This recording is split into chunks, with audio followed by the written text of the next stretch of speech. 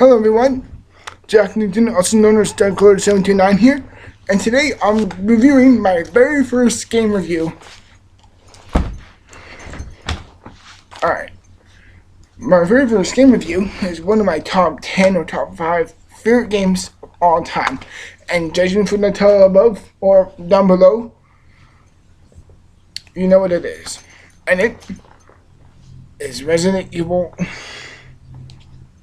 4. I love this game. I'm willing to admit it. I love this game. It's a great game.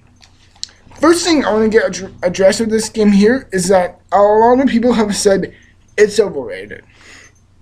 And in some regards, or on some level, I understand that. I deeply understand why this game is overrated.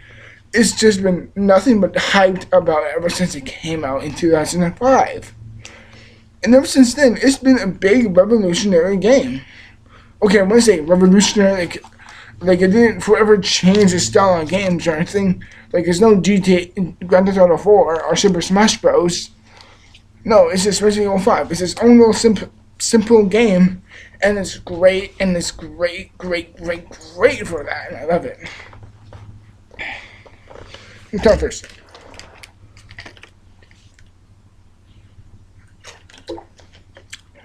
So it's great. It's a power a 0.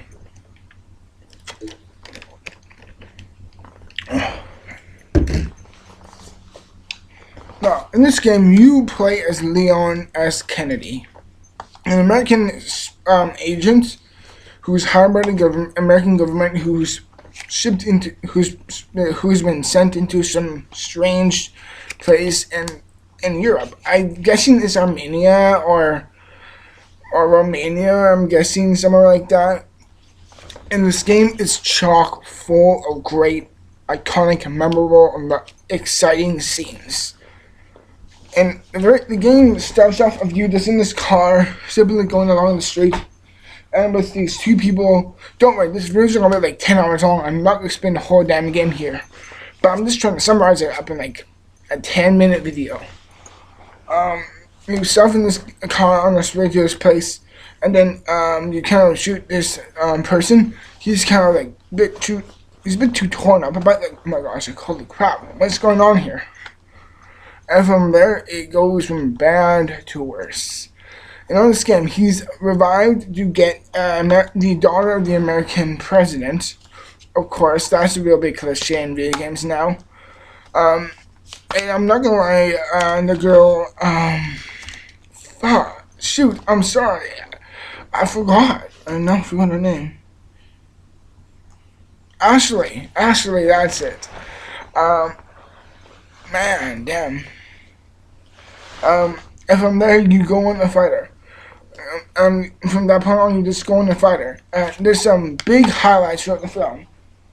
In the first act, you're essentially on this type of village of some sort, and one of the very first things you come across is this really weird, twisted thing, or person with this like potato sack over his head and a chainsaw. I remember when I first played the game, that scared the shit out of me. That really was terrifying, and I was truly shocked and traumatized by it.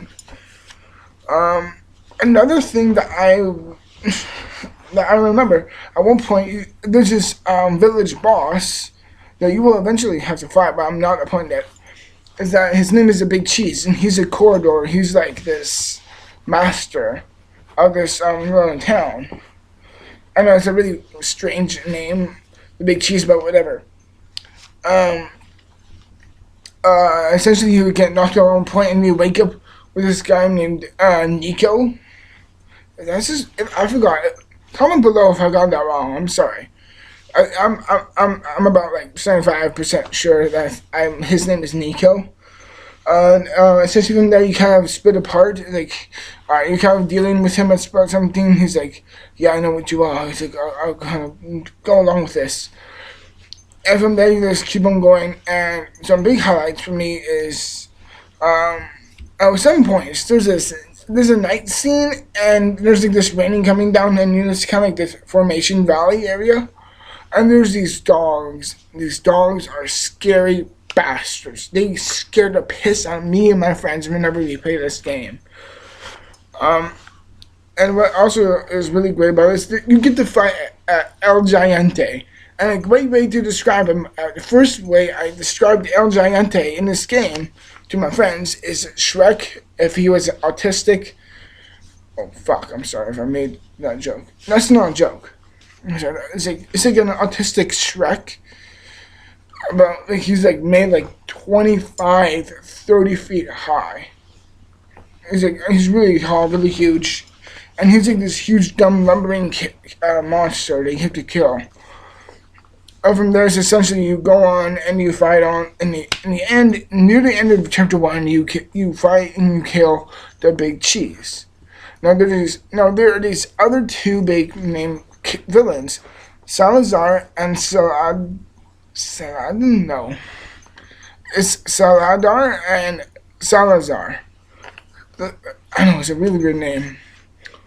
And essentially from there, and you just go on and keep fighting.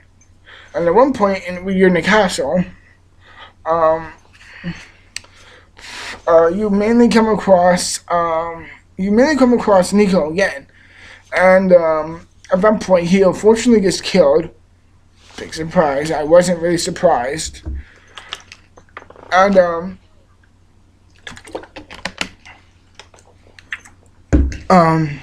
from there, at one point after that, you get to beat Ashley, and I'm not gonna lie, dude, she's a real pain in the ass. Damsel in distress. At the end of that, you have to fight Salazar,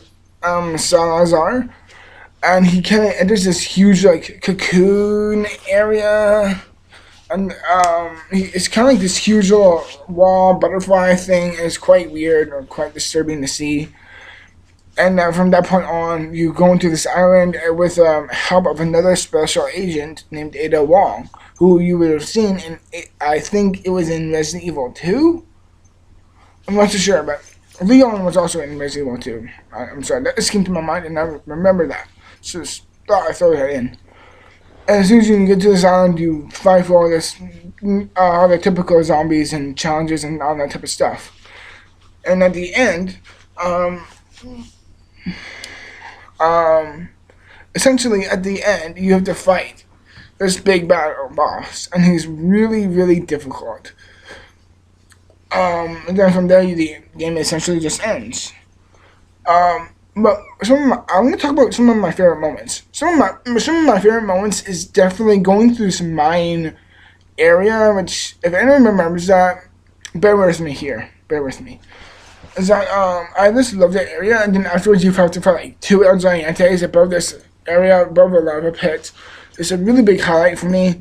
And another big highlight I want to say here is also those chainsaw guys are really, really freaky and really frightening.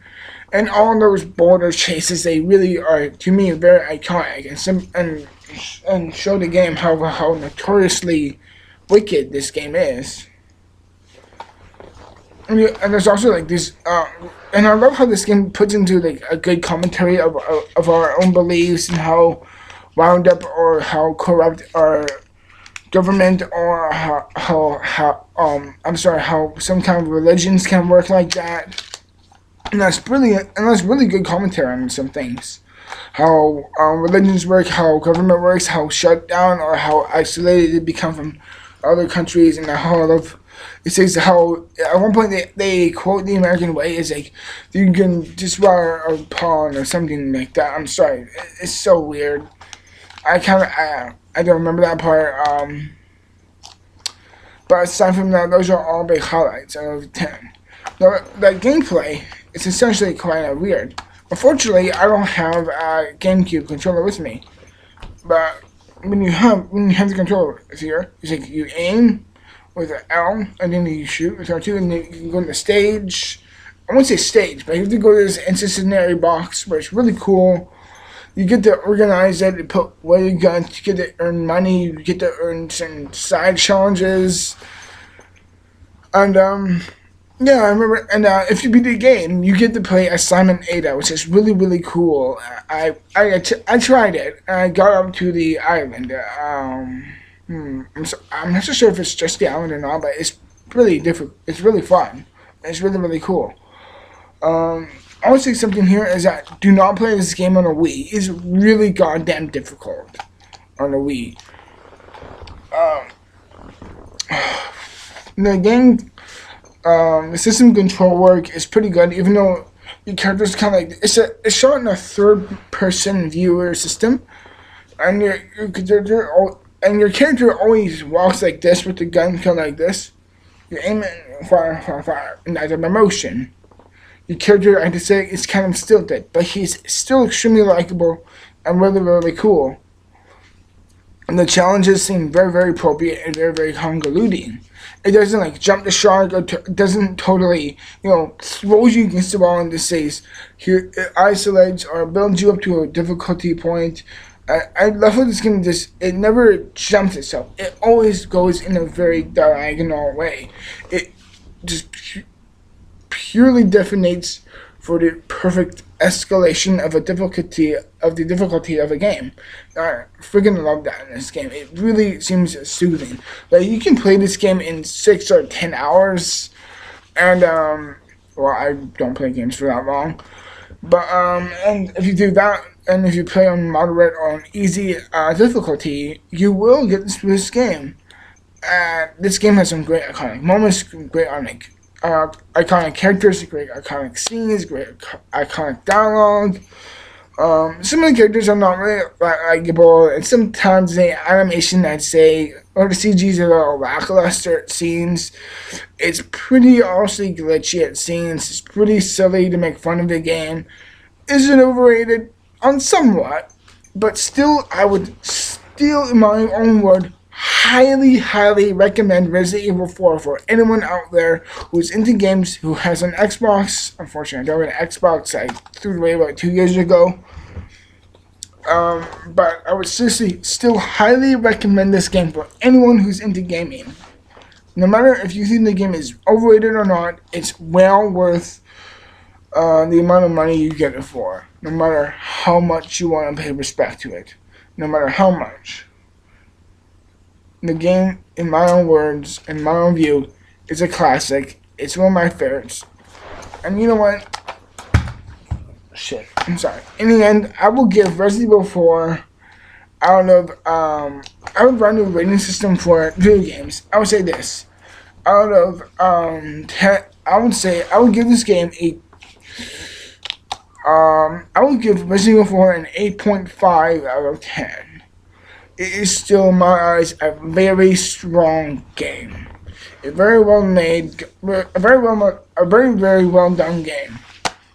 And guys, that's just my very first game review of my channel here. And don't worry, there will be some more future game reviews in the future. And if I don't, please remind me in the comment section below. Until again, everyone, I'm Dark Lord 729, and remember, keep on the lookout, because there might be some zombies out there. I'll see you in the next review. Bye.